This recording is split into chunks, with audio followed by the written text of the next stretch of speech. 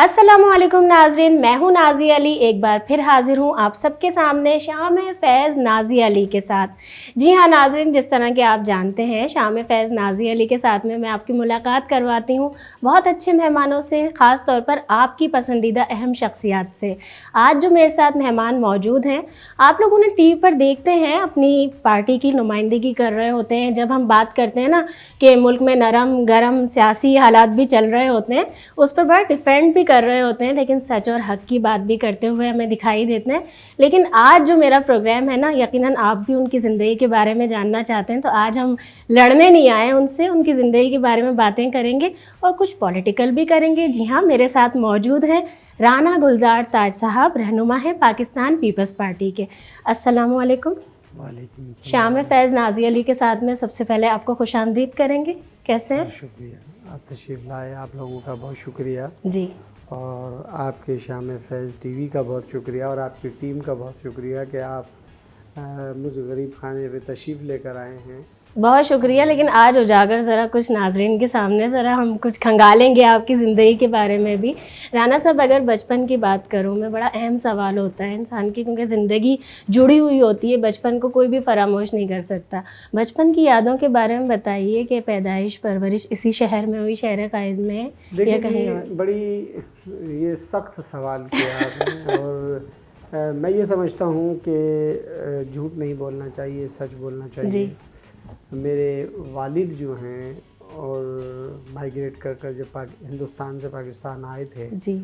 तो मेरी फूफियाँ, उनको भी क्लेम मिला था। तो हाँ, जब 47 में आए थे जी। तो हम आए थे गांव गरमाला ज़िला शेखुपुरा पंजाब में, ठीक है। वहाँ क्लेम मिला था। हाँ। तो फिर मेरे वालिद जो हैं वो कराची आ गए थे, आपका यहाँ कराची आ गए थे वो 71 में। ठीक है। 71 में कराची आ गए थे, तो यहीं पैदाइश हुई है और यहीं पले बड़े हैं। और मेरे वालिद कोई बेसिकली बहुत अमीर आदमी नहीं है, गरीब आदमी थे। और हम 4 बहन भाई हैं। हाँ। 5 बल्कि 5 बहन भाई हैं। हाँ। क्योंकि एक भाई मेरा जो है हिंदुस्तान में है। अच्छा, इसलिए ज़रा जो अटैचमेंट और चीज़ें चलती हैं एकदम से 4 निकलते हैं। मेरी वालदा और मेरी खाला जी। ये हम मेरे वालिद दोनों भाई थे, तो ये दोनों बहनें जो हैं मेरे वालिद की हैं, मेरे वालिद और चाचा की। अच्छा, लेकिन ये तो बताइए कि बचपन की कुछ शरारतें भी होती होंगी, कोई यादगार किस्सा, क्योंकि बच्चे तो बचपन तो करते हैं ऐसे बच्चे। तो मैं ज़्यादा शरारती नहीं था। मेरा छोटा भाई गुलफाम था जो है वो बहुत शरारती शुरू से, और उसी की जो एक्टिविटीज़ होती थी तो उसी पे वालिद जो है हमें मारते थे। ये देखिए जो चोट लगी हुई है। अच्छा, ये अभी भी निशान है? जी। मुझे ही मारा था कि वो छोटे भाई के ऐसे वो अक्सर वो छोटे पहले वो गुलेल खेला करते थे, वो चीज़ें होती थी, और वो गेंद टोरा खेलते थे हॉकी नुमा, क्योंकि जो हॉकी होती थी तो उसको हम लकड़ी की हॉकी बना के उसे खेला करते थे। तो उसमें छोटा भाई तो बड़ा शरारती था। तो ये होता था, फिर वक्त नहीं मिला, मेहनत की, बहुत ज़्यादा सख्त मेहनत की, बचपन से ही काम किया। और अभी हमने बहुत सारी बातें करनी है, ब्रेक की तरफ मुझे जाना है। नाज़रीन, देखते रहिए शाम फैज़ नाज़ी अली के साथ। अभी वापस आते हैं ब्रेक के बाद। वेलकम बैक नाजरीन, आप सब देख रहे हैं शाम फैज़ नाज़ी अली के साथ और राना गुलजार ताज साहब से। ब्रेक से पहले ज़रा जो बातें हो रही थी, ज़रा आप लोगों के लिए भी, क्योंकि मैं हमेशा ये बात करती हूँ कि हमारी नौजवान नस्ल, हमारी यूथ, उसके लिए कोई अच्छा मैसेज होना चाहिए। आप लोग मायूस हो जाते हैं आजकल की फ़लाँ चीज़ है, जॉब्स का मसला है, लेकिन स्ट्रगल ज़रूरी है, मेहनत करनी चाहिए। अच्छा राना साहब, जिस तरह हमने बात की, क्योंकि बहुत सारी चीज़ें हैं, प्रोग्राम का टाइम कम होता है, मुझे सवालात बहुत सारे करने होते हैं आपके लिए, क्योंकि हमने प्रमोशन कार्ड भी जब चलाया था तो हमारे नाजरीन का एक सवाल भी था कि इनसे पूछना है ख़ास तौर पर कि क्या स्पोर्ट्स से कोई दिलचस्पी थी या अभी भी है, क्योंकि हमारे यहाँ तो होता है कि जब टाइम मिलता है क्रिकेट की तरफ भी कोई चला जाता है। जी बिल्कुल, स्पोर्ट्स ज़िंदगी में हर शख्स को अपनाना चाहिए जी। और स्पोर्ट्स से इंसान की ज़हन नशो नुमा जो है वो दुरुस्त होती है। मैंने ब्लैक बेल्ट हासिल किया, कराटे में सीखे हैं, और मैंने कहा ना कि मैं स्पोर्ट्स से बहुत शौक़ रखता हूँ। हाँ। और लेकिन बड़ा आपने गेम स्पोर्ट्स में भी आपने बड़ा डिफरेंट बताया। बदकिस्मती है इस मुल्क की जी कि आज हमारे यहाँ प्ले ग्राउंड्स ख़त्म हो गए जी। स्पोर्ट्स पर तवज्जो नहीं है, और हमारे नौजवान بچے اور بچیاں ان کا ذہن بھی اس طرف نہیں ہے. ہاں اور یہ ان کو میں میسج دینا چاہتا ہوں ان بچوں اور بچیوں کو کہ وہ اسپورٹس پر توجہ دیں. پہلا نمبر تعلیم پر توجہ دیں, دوسرا نمبر تہذیب پر توجہ دیں, اور تیسرا نمبر وہ اسپورٹس پر توجہ دیں. فزیکل ایجوکیشن ہے نا وہ تو بالکل. وہ بچے کبھی مار نہیں کھائیں گے, ہر شعبے میں ترقی کریں گے, کیونکہ جب اسپورٹس کریں گے تو ان کو کبھی جھوٹ اور فریب سمجھ نہیں آئے گا. وہ پہ اسپورٹس پہ توجہ دیں گے اور ان کا ذہن جسم جو ہے وہ تر و توانا رہے گا. اور جہاں تک ایجوکیشن ہے تو ایجوکیشن میں ان کو بے حد توجہ دینی چاہیے.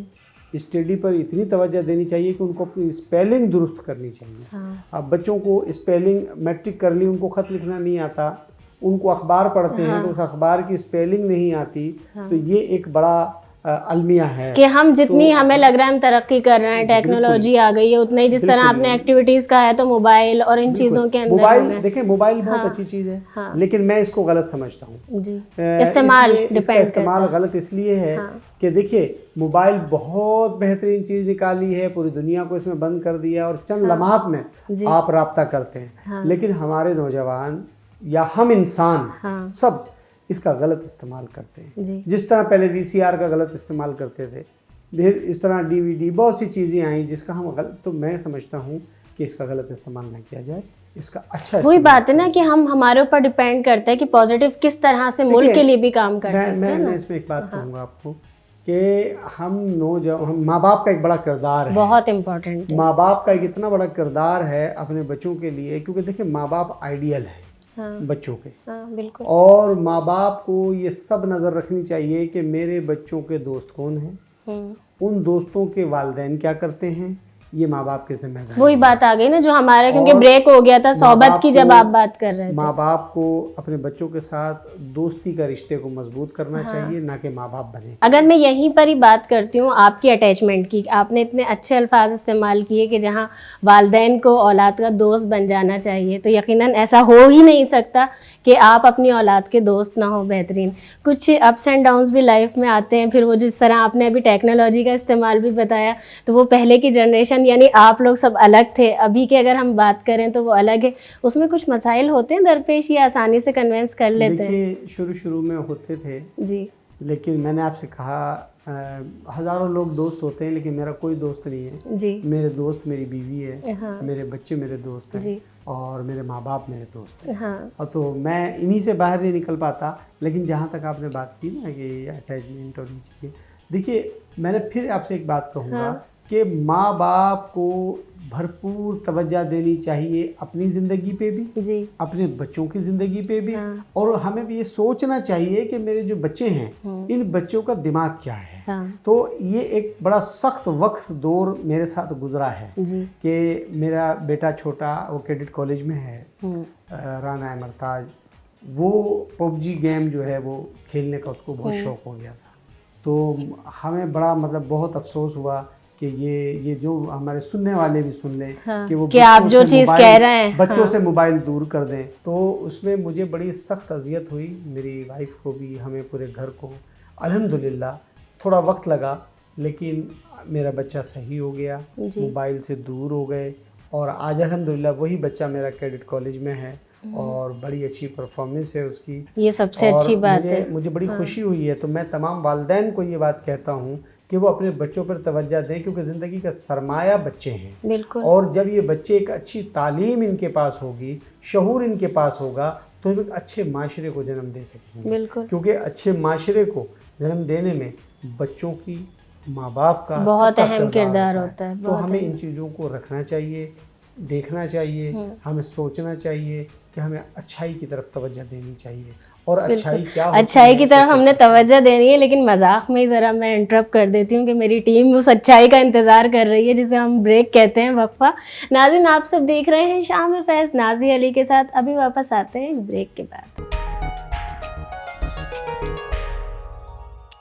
जी तो नाजरीन, ब्रेक से हम वापस आ गए हैं। आप सब देख रहे हैं शाम फैज़ नाज़ी अली के साथ, और बड़ी कोशिश होती है मेरी कि कम वक्त में बहुत सारी बातें कर ली जाएं। तो राना साहब से आज तो मुझे ऐसा फ़ील हो रहा है, आज जो बातें हो रही हैं, जो मेरे प्रोग्राम की थीम है, मैं बोलती हूँ हमें अपने मुल्क को तरक्की की तरफ गामज़न करना है, और उसके लिए हमें पॉजिटिव चीज़ों के ऊपर ध्यान देना है, नेगेटिव नहीं।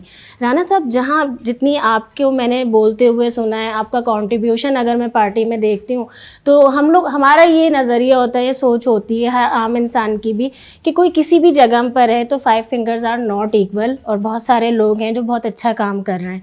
अगर मैं आपसे शमूलियत की बात करूं, जब पार्टी की बात होती है पाकिस्तान पीपल्स पार्टी की, तो कितना अरसा हो गया, और ये क्या, जब आपने कहा कि जिम्मेदारियां आपने बचपन में उठा ली थी, तो क्या उस वक्त हो गया था कि ये जिम्मेदारी भी अपने कंधों पर उठा लेनी है सियासी तौर पर? देखिए जी, पीपल्स पार्टी तो मैंने जब से होश संभाला है जी, मेरे ख्वाबों में और दिल में पीपल्स पार्टी ही है। अच्छा लेकिन कुछ वक्त मैंने अवामी तहरीक में गुजारा, डॉक्टर ताहिरुल कादरी की जमात में। जी, लेकिन पीपल्स पार्टी का नज़रियाती मैं शुरू से हूँ। हाँ नहीं, लेकिन ये तो आपने जब अब जिक्र छेड़ दिया, कुछ अरसा बताइए किस टाइम भुट्टो पे? साहब की जो फ़िक्र फ़लसफ़ा है जी, उसको मैंने पढ़ा भी है, उस पर अमल भी किया है, और पीपल्स पार्टी के सख्त जदोजहद के ज़माने में भी जी, मैं उसमें रहा हूँ, जेल में भी गया हूँ, गोलियाँ भी लगी हैं मुझे। तकरीबन 2006 में लाहौर में भी हमें बंद किया गया जब जरदारी साहब आए थे। उससे पहले जेल भरो गोलियां कह दिया, जरा मैं नाज़रीन को बता दें कितनी गोलियां लगी। मैं बता रहा हूँ। तो 99 में अवाम जेल भरो तहरीक चली थी, बीबी साहिबा ने, ARD का जलसा हुआ, उसमें जेल में बंद हुए।